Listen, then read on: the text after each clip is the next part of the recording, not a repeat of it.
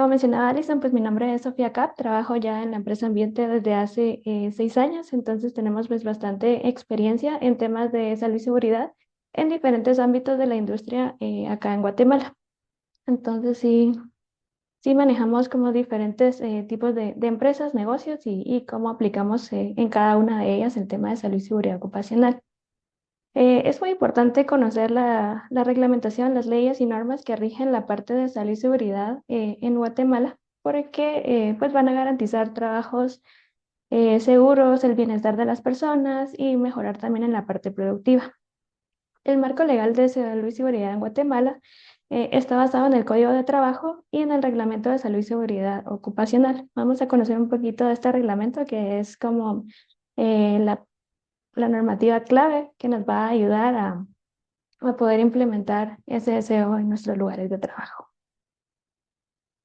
El objetivo del curso pues va a ser darnos una comprensión clara de la legislación nacional en materia de SSO. Vamos a identificar cuáles son esos artículos que aplican al cumplimiento regulatorio en materia de SSO, aplicar los conocimientos de manera que podamos garantizar lugares de trabajo seguros y saludables para todos.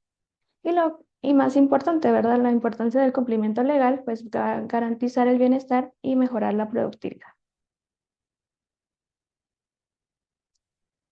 Para empezar a hablar de la parte normativa y de lo que rige la salud y seguridad, y de cómo aplicar esta a nuestros lugares de trabajo, pues es importante retomar la parte de cómo funciona la estructura normativa en el país.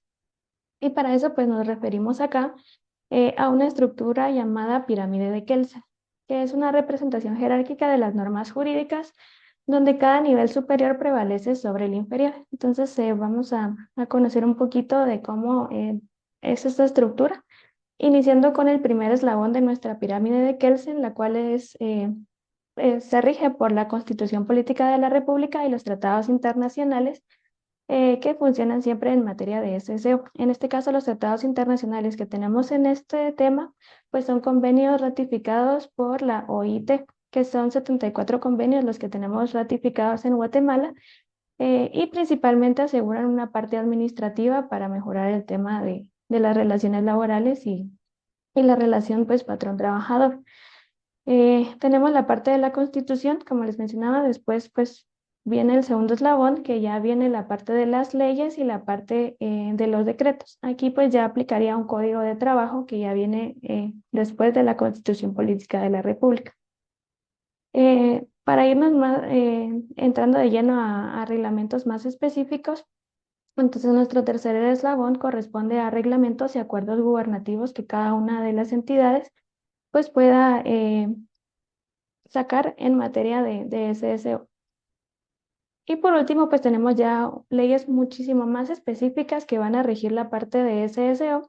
En este caso tenemos normas individuales, reglamentos técnicos o ya reglamentos de las diferentes instituciones que vamos a conocer un poco de ellas, que regulan la parte de SSO a nivel nacional.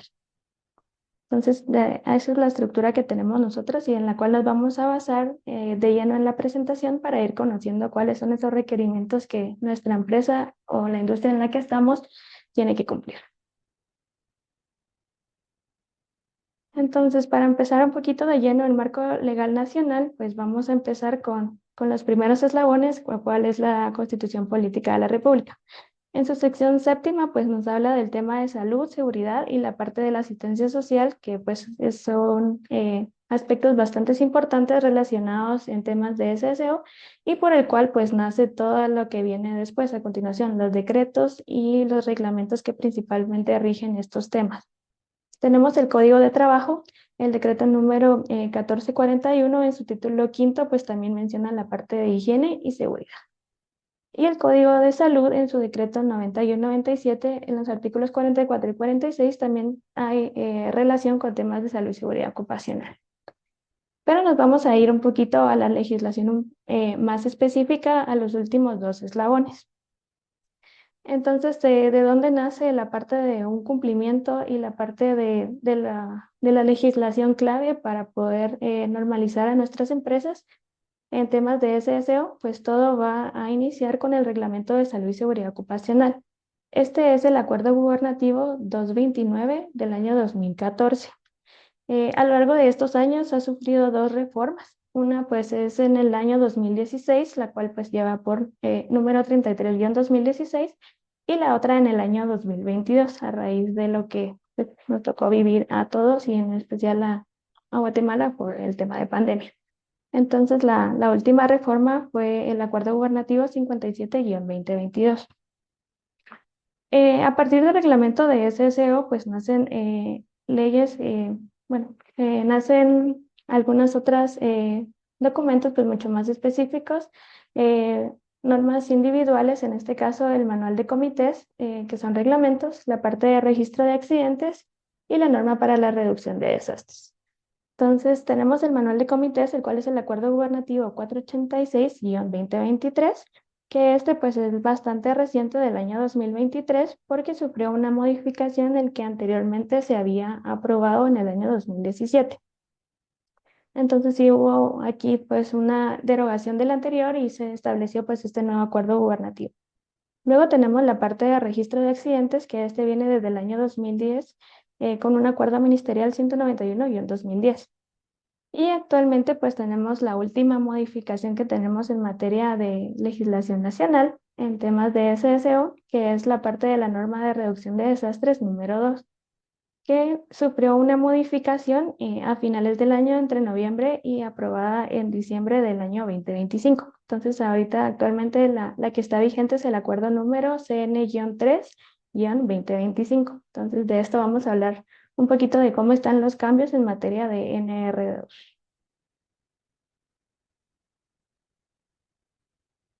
Tenemos normativas adicionales que van a complementar todo lo que ya vimos, ¿verdad? Los códigos, las leyes, los reglamentos eh, y algunos otros acuerdos. Entonces, dentro del marco de la SSO tenemos el decreto 27-2000, que es la Ley General para el Combate del Virus de Inmunodeficiencia Humana, VIH. Tenemos el decreto 74-2008, que es la Ley de Creación de Ambientes Libres de Humo de Tabaco. Entonces, pues específicamente menciona que en los lugares de trabajo pues no está prohibido fumar y se debe contar con la señalización correspondiente para hacerle saber a los trabajadores que esta es una prohibición. Tenemos la parte del decreto 135-1996, la Ley de Atención a las Personas con Discapacidad, para poder tener y asegurar los ambientes de trabajo seguros para las personas que manejan alguna discapacidad. Tenemos la parte del decreto 132-96, que es la ley de tránsito con las reformas que ha sufrido, especialmente si contamos con el tema de flotillas de vehículos, con pilotos, mensajerías. Entonces, es importante que se conozca esta ley de tránsito y que nuestro personal, que siempre anda en constante movimiento, pues también lo conozca. Tenemos las normativas adicionales. Esta pues es una parte importante dentro de las normativas en Guatemala y que principalmente nos ayuda para el tema de análisis de riesgo. En este caso es la norma técnica guatemalteca 13001, que ha sufrido también una actualización, es la norma técnica 13002, que son las metodologías para la identificación de peligros y para hacer la evaluación de riesgos ocupacionales. La metodología mencionada en la 13001 es una metodología bastante cualitativa. Se enfoca mucho en la parte de las consecuencias y en la parte de la frecuencia de que pueda llegar, con que se pueda llegar a suscitar pues un tipo de peligro y materializar en un riesgo. Y tenemos la 13002, que ya explora la parte de hacer un análisis más cuantitativo, más numérico, para poder establecer esta evaluación de riesgos. Importante mencionar pues que actualmente debería de utilizarse ya la 13002, pero si son empresas que están empezando con su sistema de gestión de SSO, les recomiendo iniciar pues con una 13001 y se vayan familiarizando con el tema de la evaluación de riesgos y posteriormente pues migrar a una 13002 para ya hacer un análisis un poco más numérico y ya implementando pues ciertas acciones que les dejó la 13001. Entonces, a partir de ahí, pues los exhorto a que vayan y busquen esa mejora continua en su sistema de gestión, pues vean internamente cómo está su organización, si ya llevan pues tiempo con la gestión, o si están iniciando, pues empecemos con la 13001 y vayamos buscando migrar hacia la 13002. Tenemos también los convenios ratificados por la OIT, que es la Organización Internacional de Trabajo, les mencionaba, eran 74 convenios ratificados, muchos de ellos de la forma administrativa, forma de horas laborales, contratos laborales. Entonces se basan mucho en la parte administrativa del tema de trabajo. Tenemos el acuerdo 1414, que es emitido por parte de la entidad, que es el Seguro Social, en este caso el ICS, y habla sobre el tema de los bolequines. Tenemos la parte de qué instituciones están relacionadas con el tema de SSO. Aquí vamos a tener una primera incorporación. Tenemos la primera institución, pues el Ministerio de Trabajo y Previsión Social, MINTRAP. Ellos pues tienen su sección de salud y seguridad ocupacional también, que rigen lo que es el Acuerdo Gubernativo 229-2014. El Instituto Guatemalteco de Seguridad Social, el ICS. Tenemos también la Coordinadora Nacional para la Reducción de Desastres, CONRED. Y por último, pues vamos a integrar aquí a las municipalidades de las diferentes localidades que tenemos en Guatemala. No solo la municipalidad de la ciudad, sino que dependiendo en dónde esté ubicada la planta, pues nos vamos a abocar hacia esas municipalidades para la regulación de uno de los temas que tenemos actualizados a partir del año 2025. Entonces, de las tres que teníamos anteriormente, Mintrav, ICS y Conred, se agregaron las municipalidades como una nueva entidad relacionada a materias de deseo.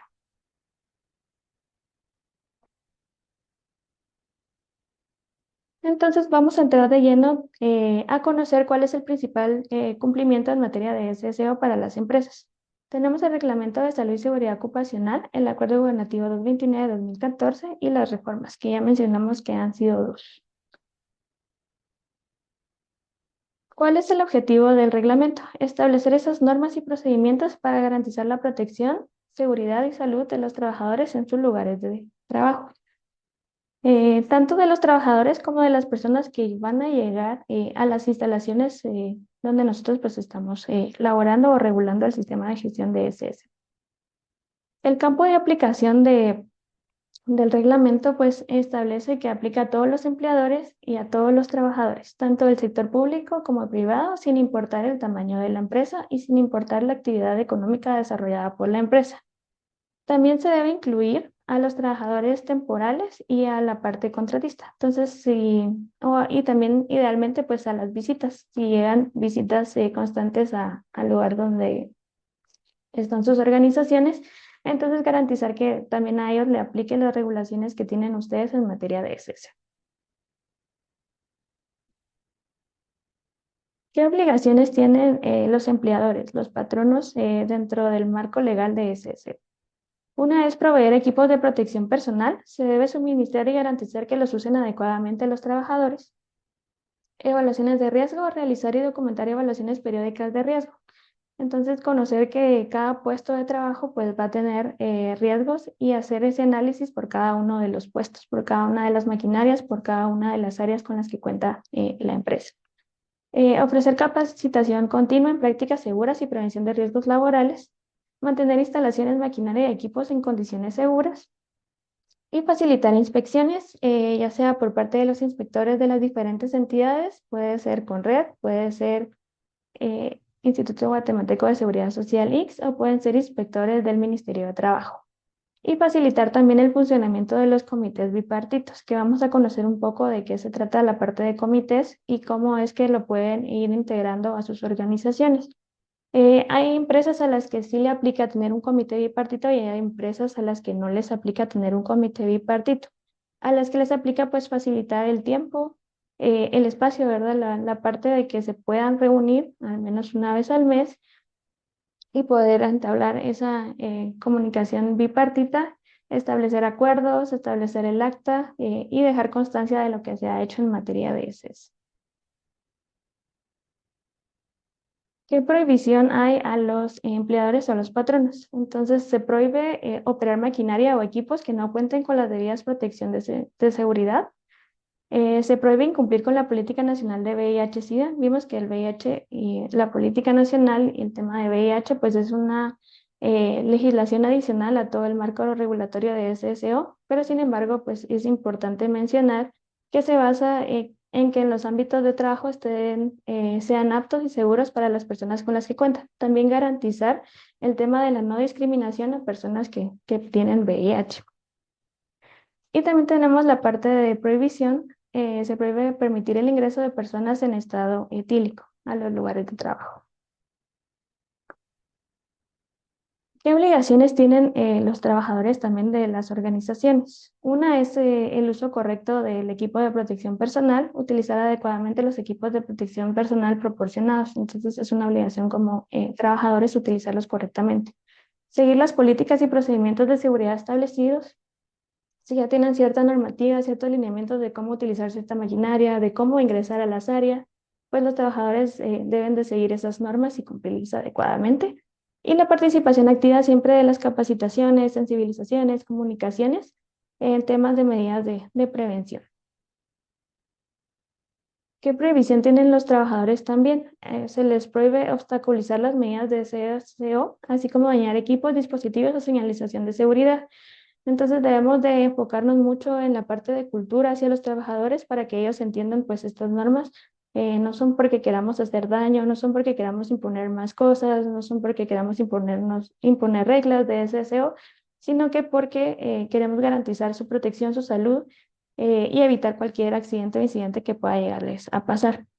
Entonces muchas veces a veces pues fuerzan la máquina, quitan una guarda porque es mucho más sencillo, más rápido, quitan un sensor, ¿verdad? Porque está molestando, entonces al final pues eso no garantiza la seguridad y pueden obstaculizar lo que es esas medidas. Entonces está prohibido buscar hacer sensibilización con los trabajadores para que ellos pues se puedan atender a las normas. Está prohibido destruir equipos de protección personal y negarse a usarlos. Se prohíbe realizar actos inseguros, juegos o bromas, así como presentarse o laborar bajo los efectos del alcohol o alguna otra sustancia. Discriminar o estigmatizar personas con VIH o con alguna discapacidad. Esto está también prohibido hacia los trabajadores y principalmente por la Política Nacional de VIH.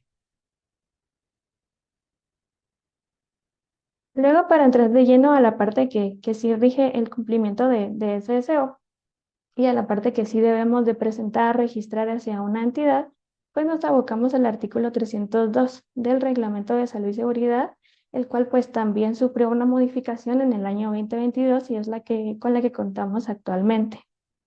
Acá pues manejamos dos tipos de documentos, en este caso un plan de prevención de riesgos laborales, que por sus siglas pues es un PPRL, y un plan de salud y seguridad ocupacional, que por sus siglas es un PSSO. Vamos a conocer la diferencia entre cada. Entonces, para un plan de prevención de riesgos laborales, este se aplica solo a empresas que cuenten con menos de 10 trabajadores, es decir, de 1 a 9 personas. ¿Y qué debe contener este plan de prevención de riesgos laborales? Pues debe tener un perfil del puesto de trabajo, debe contener un perfil de riesgos que va de la mano con el análisis y la evaluación de riesgos, saber a qué peligros y riesgos está expuesto cada uno de los puestos. Establecer un programa para la prevención de riesgos laborales. Entonces, si en mi perfil de riesgos yo tengo que el principal riesgo es ergonómico por estar mucho tiempo sentado, entonces en mi programa de prevención, pues yo hago un tema de pausas activas, hago un tema de riesgo ergonómico, cómo prevenirlo, y la parte del uso de EPP si llegara a aplicar. Y por último, hablamos del tema de primeros auxilios y uso del botiquín, dónde va a estar ubicado mi botiquín, cuál es el contenido de mi botiquín, quién lo va a estar revisando, con qué frecuencia se va a estar revisando y la parte de primeros auxilios, quién va a estar atendiendo esos primeros auxilios. Entonces, eso es lo que debe incluir en mi plan de prevención de riesgos laborales. Por otro lado, entonces, para empresas con 10 trabajadores o más, pues aplica lo que es un plan de salud y seguridad ocupacional. Entonces, un plan de salud y seguridad ocupacional prácticamente incluye lo mismo de un plan de prevención de riesgos laborales, adicionado también de un apartado de salud. Este apartado de salud debe estar elaborado y firmado por un médico ocupacional que esté registrado ante el Ministerio de Trabajo. Y el apartado de seguridad ocupacional, que es todo lo que ya tiene el plan de prevención de riesgos laborales, pues debe estar elaborado y firmado por una persona competente en materia de SSO, que también es un profesional diverso inscrito en el Ministerio de Trabajo. Entonces, la diferencia, un plan de SSO pues ya lleva un apartado un poco más robusto en la parte de salud, elaborado y firmado por este médico ocupacional. La actualización de estos planes pues debe de realizarse cada 3 años. O principalmente, pues si va a haber un cambio grande, si va a haber un cambio grande en infraestructura, si va a haber un cambio en los puestos de trabajo, si va a haber un cambio en cómo se manejan ciertos procesos, procedimientos internos. Entonces, todo esto habría que hacer una nueva evaluación de riesgos y una actualización tanto de los planes de prevención o de los planes de salud y seguridad según aplique. Pero, sin embargo, si no hay un cambio robusto, ¿verdad? Si no hay cambio a lo largo de los 3 años, cada 3 años solo estarlo renovando ante las entidades que lo vayan a registrar. También menciona el artículo 302 la parte de la figura de un monitor de salud y seguridad ocupacional. Entonces, adicional a contar con un plan de salud o un plan de prevención, pues vamos a contar con un monitor de salud y seguridad en nuestras áreas de trabajo. Para empresas con menos de 10 trabajadores, ¿cuáles son estas funciones que va a tener el monitor de SSO? Entonces, una de las funciones va a ser gestionar el plan de prevención de riesgos laborales. Todo lo que esté dentro del plan va a asegurarse que se cumpla, que se lleve a cabo, que se realice en temas tanto de capacitación, de seguimiento de indicadores, seguimiento de controles de SSO que se hayan establecido en el plan de prevención. Todo eso lo va a poner en práctica. ¿Qué más tiene que cumplir el monitor de SSO para los planes de prevención? Debe ser un monitor capacitado y registrado. Debe recibir una capacitación de 8 horas en 4 temas principales establecidos por el Ministerio de Trabajo o el ICS y debe estar registrado ante esta entidad o ante alguna de estas dos entidades. La otra función de mi monitor es el seguimiento al libro de actas. Cada empresa, bueno, el reglamento también establece que cada empresa debe contar con un libro de actas aprobado, ya sea también por el ICS o por el Ministerio de Trabajo. En este libro de actas, pues se va a dejar constancia mes a mes de todo lo que se habla, se maneja, se realiza en temas de SSO. Entonces, quien registra el libro de actas para un plan de prevención de riesgos laborales es el monitor de SSO. Entonces, una vez al mes, él va a llenar el acta que corresponde con los temas que se han ido realizando en temas de SSO. Ahora, para la parte de 10 o más trabajadores. Aquí el monitor va a gestionar lo que es el plan de salud y seguridad ocupacional, va a ser responsable del seguimiento y cumplimiento del plan de SSO. Este monitor también debe estar capacitado y registrado. La capacitación igualmente es de 8 horas, son 4 temas principales y debe registrarse ante el Ministerio de Trabajo o ante el ICS, ante alguna de las dos entidades. Y en este caso, para 10 o más, para empresas con 10 o más trabajadores, sí aplica la figura de un comité bipartito. Vamos a ver también la parte del reglamento de comités, pero para empresas 10 o más trabajadores sí deben formar un comité bipartito.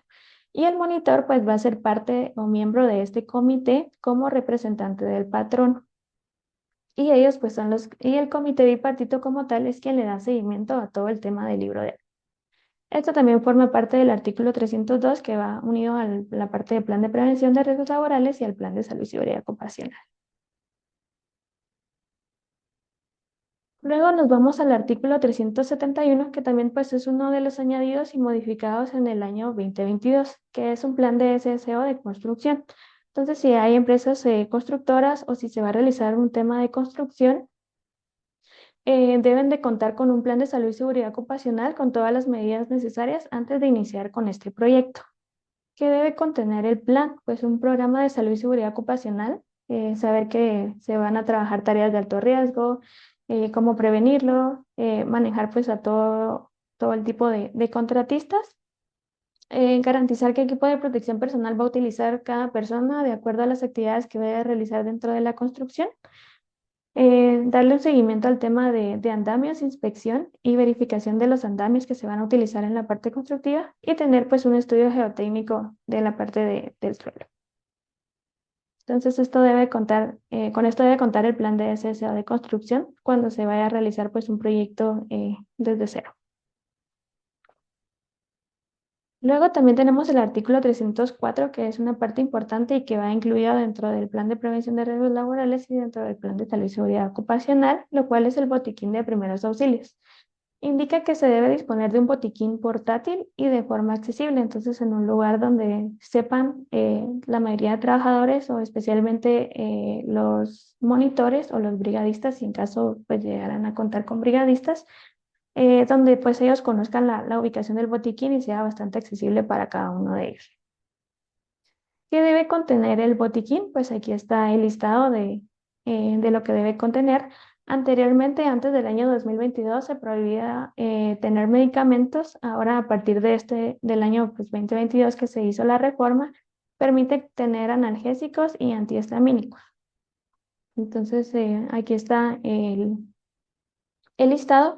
No, el reglamento del 2022 pues ya no establece cuál es la cantidad correcta que se debe tener, pero sin embargo, pues ustedes pueden comprar un botiquín y ver, por ejemplo, si se acaban las gasas. Idealmente, pues no se deberían de acabar porque no deberían de haber accidentes, pero pues detectar ahí que necesitan más y detectar también o hacer ese análisis del monitor o el análisis junto con el comité, pues qué está pasando, por qué se están acabando las gasas o por qué se está acabando el alcohol o por qué se está acabando el agua oxigenada. Entonces, ir viendo poco a poco qué está pasando, por qué se está desabasteciendo el botiquín tan rápido y atacar pues la causa raíz de esto. Vamos a entrar de lleno terminando la parte perdón, voy a regresar acá. Terminando la parte del reglamento de salud y seguridad ocupacional, pues es con esto con lo que debe cumplir principalmente, con el plan de prevención de riesgos laborales, la parte de monitor de SSO, la parte de comité bipartito y la parte del libro de actas. Comité bipartito pues tienen su propia reglamentación y vamos a enfocarnos un poquito con ello en lo que entramos de lleno en el tiempo del webinar. Pero es importante mencionar que también hay algunos otros aspectos regulados que menciona el reglamento de SSO. Uno es si nuestros trabajadores o dentro de nuestra parte operativa o productiva, si utilizan herramientas, debemos de contar con un plan de conservación y cuidado de las herramientas. Y otro también es el tema de manejo de químicos. Si en nuestro lugar de trabajo se utilizan químicos, ya sea también para limpieza o químicos para nuestros procesos productivos, entonces también debemos de contar con un inventario de estos químicos y solicitar siempre a los proveedores la ficha técnica de seguridad o pues buscarla en línea, ¿verdad? En las páginas web de los proveedores de estos químicos para poder tener y descargar la ficha técnica actualizada, o la ficha de seguridad o la SDS como en algunos casos la conocemos de todos los químicos que se utilizan. Esos son dos adicionales que el IC solicita, ¿verdad? Dentro de su estructura de documentos y que sí están inmersos dentro del Reglamento de Salud y Seguridad Ocupacional. Tenemos el reglamento de comités bipartitos de salud y seguridad ocupacional. Como les mencionaba, se derogó el acuerdo ministerial anterior, que era el 23-2017, y pues se tuvo ahorita el acuerdo ministerial 486-2023. Vamos con la parte de constitución de comités bipartitos. Entonces, vimos anteriormente en el slide que para empresas con menos de 10 trabajadores, el monitor de SSO es el que asume las funciones del comité. O sea, es el que lleva la parte de registro del libro de actas, el que lleva la parte del tema de accidentes, el que lleva la parte del seguimiento del plan de prevención de riesgos laborales. Pero las empresas con 10 o más trabajadores sí necesitan formar un comité bipartito. Es un órgano constituido por igual número de representantes, tanto del patrono como, como representantes de los trabajadores. ¿Y cómo vamos a hacer esta constitución de comité? Pues la vamos a hacer a través de una votación libre y democrática donde se organice el ejercicio internamente dentro de su organización y los trabajadores pues puedan elegir a sus representantes ante el comité bipartito. En la parte de patronos, pues los patronos pueden designar quién quiere que los represente ante la parte de comité bipartito. Ya tiene un representante que va a ser el monitor de salud y seguridad ocupacional, entonces él es una de las figuras que va a entrar dentro de sus representantes, pero si en caso necesita, como necesita a otra persona, pues el patrono deberá designar quién va a ser su representante. ¿Y cómo pues vamos a saber cuántas personas deben de formar mi comité bipartito? Lo vamos a hacer en función del total de trabajadores que tengamos. Si yo tengo una empresa con 10 a 25 trabajadores, pues yo voy a tener un comité bipartito formado por 4 personas. 2 van a ser representantes de trabajadores y 2 van a ser representantes del patrón.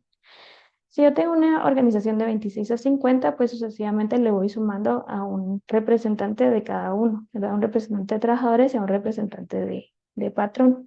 Y así sucesivamente hasta lograr pues el comité robusto de más de 500 trabajadores, donde ya pues tenemos 12 personas dentro del comité y 6 de trabajadores y 6 representantes del patrón. Entonces, en función de la cantidad de trabajadores es como van a constituir su comité bipartito. ¿Qué funciones tiene el comité? Una, pues va a ser participar en la implementación de planes y programas de prevención de riesgos laborales y promover una política de SSO. Si ya manejan una política a nivel corporativo, a nivel interno, pues se deben de regir a esta política. Si están empezando con su sistema de gestión, pues pueden iniciar a formar una política de SSO, la cual pues el comité va a tener que implementar dentro de sus actividades. Propone medidas y actividades para mantener la salud en el trabajo y vigila el cumplimiento de las normativas. Entonces, las funciones del comité pues van de la mano con temas de prevenciones de riesgos. Ellos pueden ver en sus lugares de trabajo si hace falta algo, si hace falta algún control, si alguien no está haciendo las cosas adecuadamente, ¿verdad? Para entonces poder prevenir o poder ver cómo se mejora toda la parte de prevención, la parte de cultura, la parte de sensibilizaciones, entre otras que pueden ir realizando. ¿Qué más puede hacer el comité? Inspeccionar periódicamente los lugares de trabajo, estudiar sugerencias de los trabajadores y colaborar en la investigación de accidentes. Importante que dentro de este sistema de SSO pues se tome en cuenta siempre la opinión de los trabajadores. Muchas veces pues a veces los llenamos de equipo de protección personal y por ejemplo ya se sienten pues muy ofuscados y todo, podemos conocer cómo es que se sienten y validar si es necesario o no el uso, porque entonces lo podemos mandar con todo el EPP completo, pero por ejemplo, puede que no necesite cierto equipo de protección personal que le pueda causar alguna molestia o inclusive le pueda estorbar para poder realizar alguna actividad y sea mucho más riesgoso que beneficioso. Entonces, igual los trabajadores pueden hacer sugerencias con temas de guardas, con temas de capacitaciones, herramientas, entre otras cosas. Entonces es muy importante tomar en cuenta esa opinión y colaborar activamente en la investigación de accidentes. Entonces, cada vez que se suscite un accidente, se deberá convocar a una reunión del comité bipartito para poder hacer ese análisis causa-raíz de este, poder tomar medidas de acción y evitar que vuelva a suceder. Proponer y participar de actividades de capacitación y formación, participar en auditorías internas o externas cuando sea necesario, entonces es parte también de las funciones del comité. Muchas veces el comité puede recibir a algún inspector del ICS o del MINTRAP y hacerle saber cómo está el funcionamiento de SSO en sus lugares de trabajo. ¿Qué clases de comités tenemos de SSO? Ahorita pues este nuevo reglamento menciona 4 clases de comités de SSO. Una, pues es el Comité General, como tal y lo conocemos, de Salud y Seguridad Ocupacional, para empresas que no tengan otras empresas dentro de su lugar de trabajo, o sin otras empresas subcontratadas en el mismo lugar de trabajo. Entonces, por ejemplo, yo soy una empresa, tengo 25 trabajadores, necesito formar un comité, estoy acá, soy la única organización que está en esta instalación, voy a formar mi comité de SSO. Pero podemos tener otras figuras dependiendo cómo esté organizada internamente la empresa. Podemos llegar a tener un comité de SSO corporativo. Por ejemplo, en un lugar de trabajo pueden haber 3, 4 razones sociales.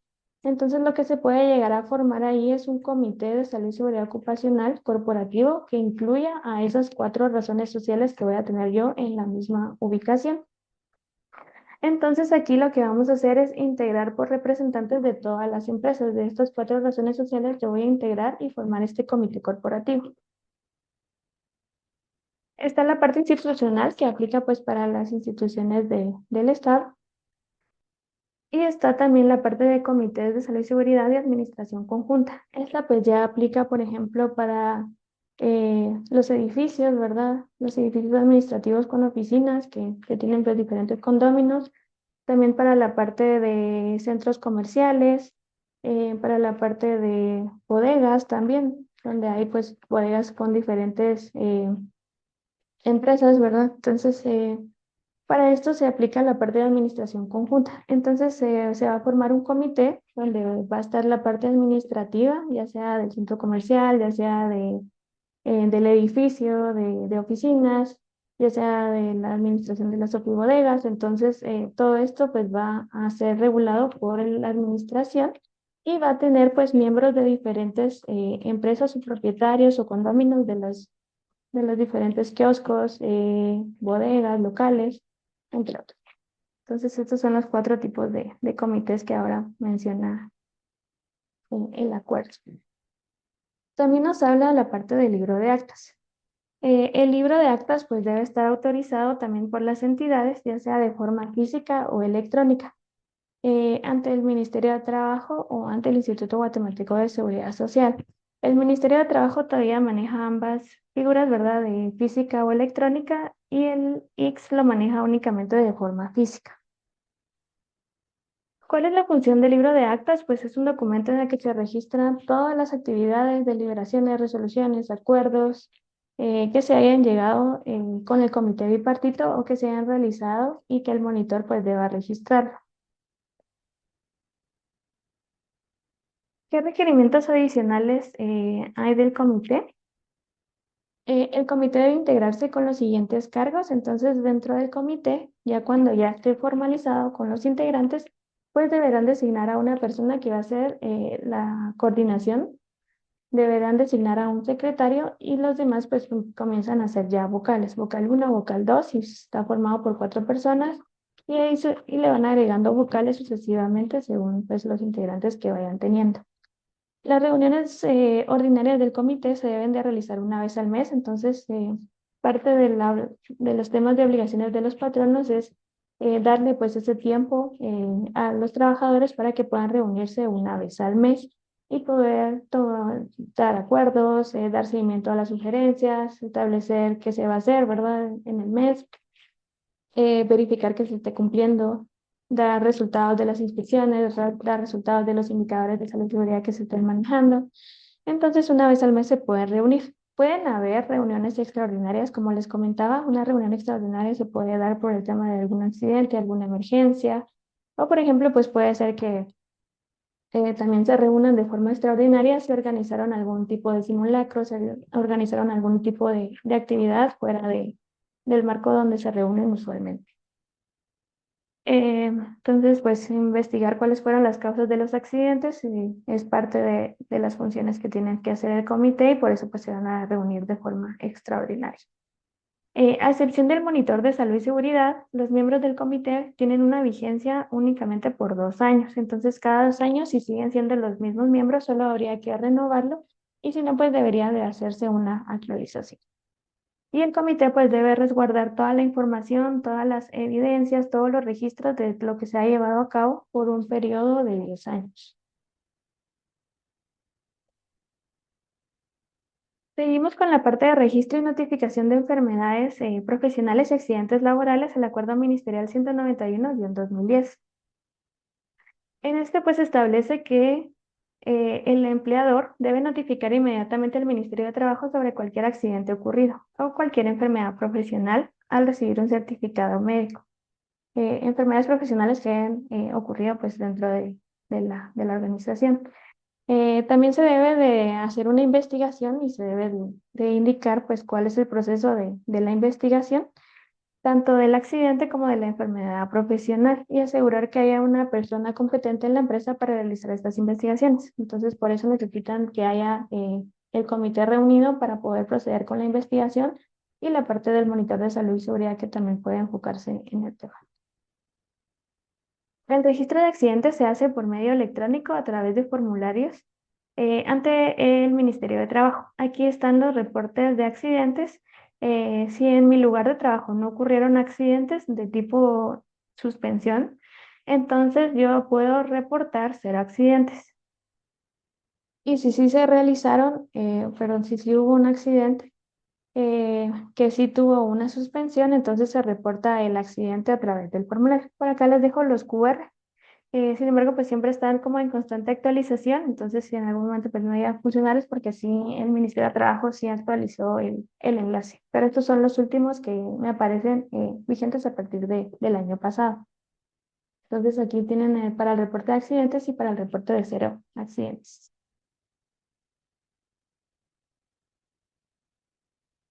Otros requerimientos legales pues importantes para ir ya terminando, pues uno de los cambios principales a partir del año 2025, que fue lo que mencioné en la parte inicial de normativa legal, pues es la norma de reducción de desastres número 2.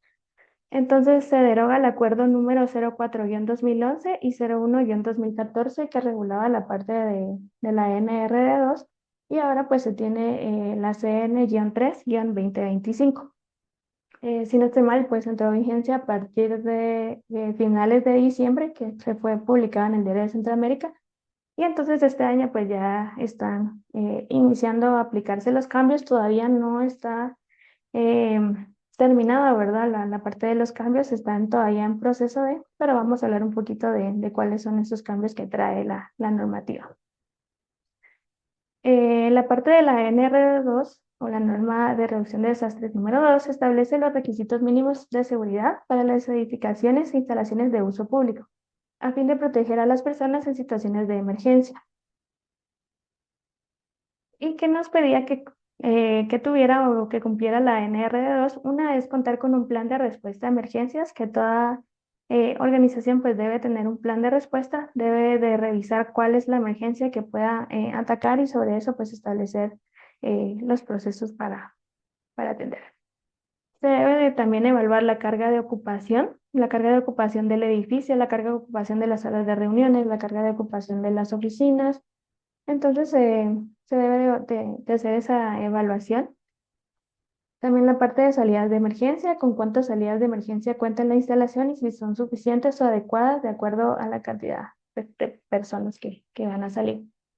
Recorrido de la ruta de evacuación, pues cuál es ese recorrido, si el recorrido está libre de obstáculos, si el recorrido tiene el ancho adecuado, si el recorrido no hay ninguna interrupción o algo que pues pueda llegar a afectar esa evacuación.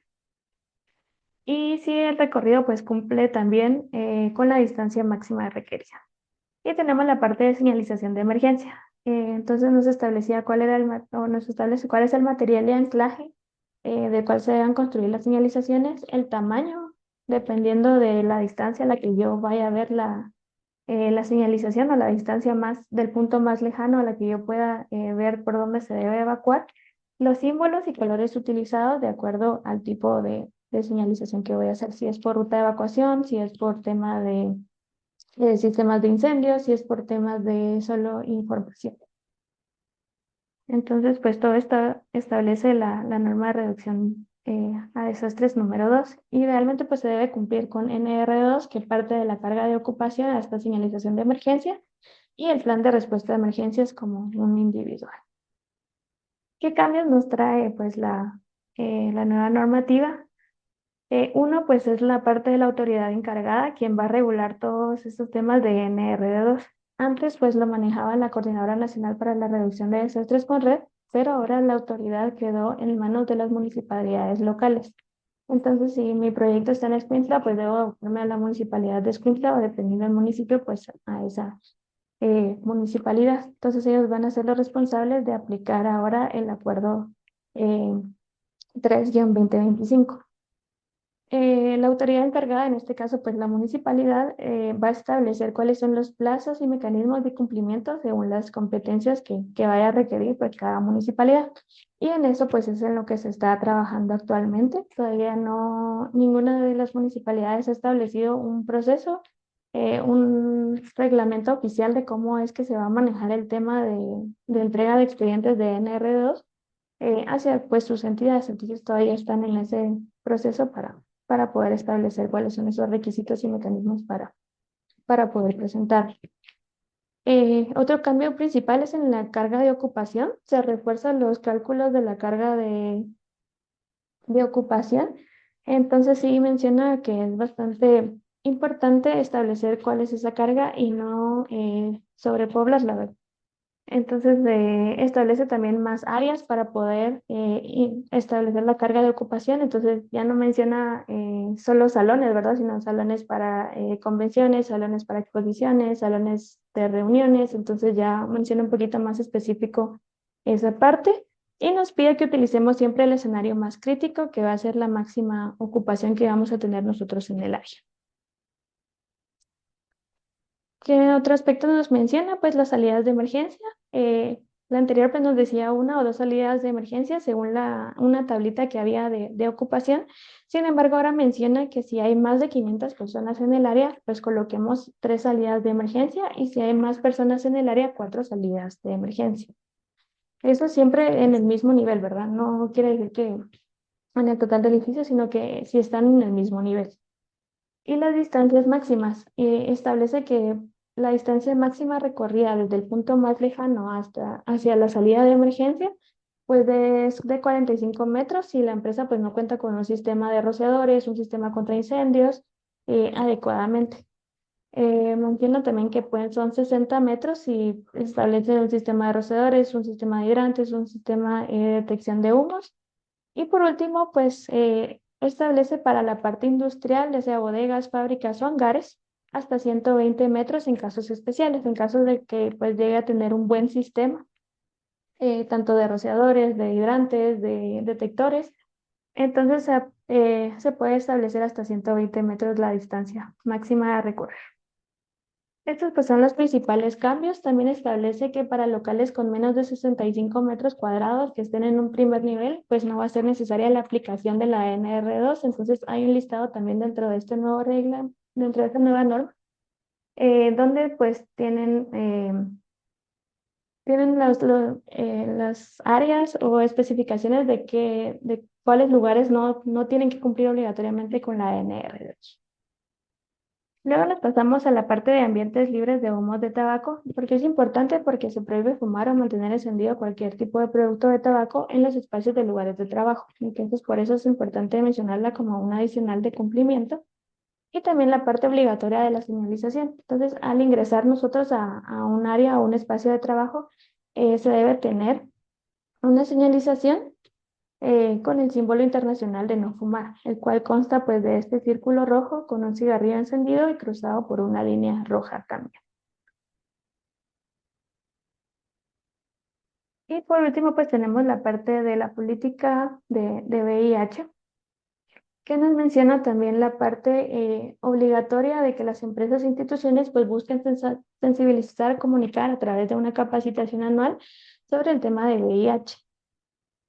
Principalmente el objetivo va a ser educar a los trabajadores sobre las formas de transmisión del VIH, las medidas de prevención y los derechos de las personas que viven con el tema del VIH. Y en la parte de SSO, pues buscar también si existe la parte de riesgo biológico dentro de nuestros perfiles de riesgo, pues garantizar las medidas protectivas por si en caso llegáramos a tener personas con este tema. Pues creo que dejamos ahí un tiempito todavía para preguntas. Si no fue muy rápido, lo último es para dejarles este espacio. Para mí es un gusto mostrarles pues este tema de cumplimiento normativo de SSO. Em, es bastante extenso. Me gusta mucho esta parte para que ustedes pues logren ir implementando el sistema de gestión, ir robusteciéndolo, ir mejorando, buscando qué más cosas pueden implementar en sus lugares de trabajo más allá del cumplimiento, ¿verdad? Buscar proteger el bienestar de las personas y generar espacios de trabajo seguros y saludables, como el que es lo que queremos lograr como gestores en temas de EHS. Entonces, muchas gracias ahí por su atención. Ahí voy a estar atendiendo cualquier consulta, duda que tengan. Igual creo que les vamos a estar compartiendo la presentación.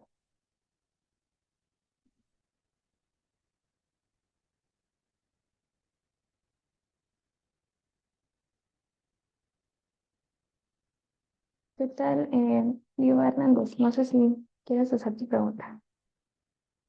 Y luego nos vamos Y con la siguiente. buenos días, muchas gracias por compartir la información muy valiosa. Yo tengo una duda. ¿Cualquier profesional o persona individual puede realizar estos planes o existen profesionales autorizados? ya sea de parte del ICS o del Ministerio de Trabajo para poder realizar estos planes. Gracias, Lluvia. Y sí, para comentarte y responderte, sí hay un listado de profesionales dentro del Ministerio de Trabajo, quienes son los que realizan estos planes de salud y seguridad ocupacional. El plan de prevención de riesgos laborales no necesita firma de ningún profesional, pero el plan de salud y seguridad ocupacional sí necesita firma, tanto del profesional como del médico ocupacional. Es diferente. Entonces, hay médicos ocupacionales registrados y hay profesionales diversos registrados. Entonces, plan de prevención, si no requiere, pero si tú gustas hacerlo con un profesional, se puede hacer. Y plan de salud y seguridad ocupacional, pues sí requiere de ambos. Muchas gracias.